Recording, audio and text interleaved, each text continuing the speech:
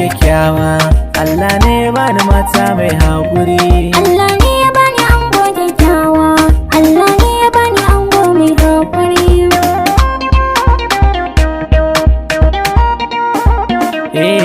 Tafiya ba mutuwa ce ba, zan so ki dan duba, haƙuri zana so ki yoyar baba, zan dawo ba za ni jima ba.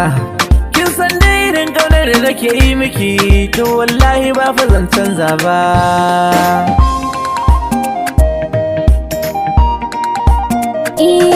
Ka kula dai mai gidana, na san kana fa ƙaunana, samsam karka bar ni mai sona, ka tuna dai da ni dare rana, ka san kashi yake soka na, abban momi karka manta da ni duk daɗewa,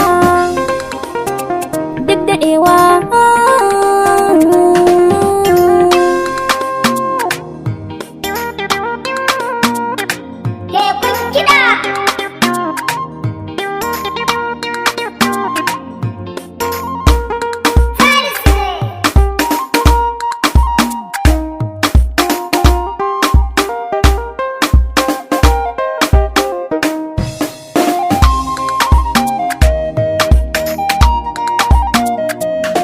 Kiyo haƙuri ki ban kayana, ababa kai da mini kayana, ga can direba na ta jirana, in fada yake da shi da abokaina. Mata na kisa na cikin addu'ar ki, na samu yan kudade in dawo.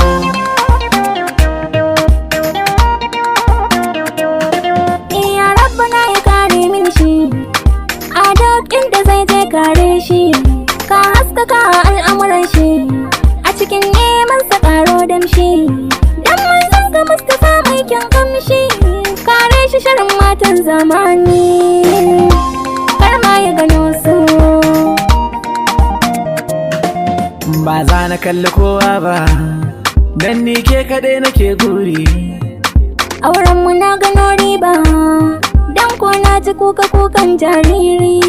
Ki ce da shi na gaishe shi, abbansa ne yake gaida. Allah ne ya bani ango kyakkyawa, Allah ne ya bani ango mai haƙuri. Allah ne ya bani mata kyakkyawa, Allah ne ya bani mata mai haƙuri.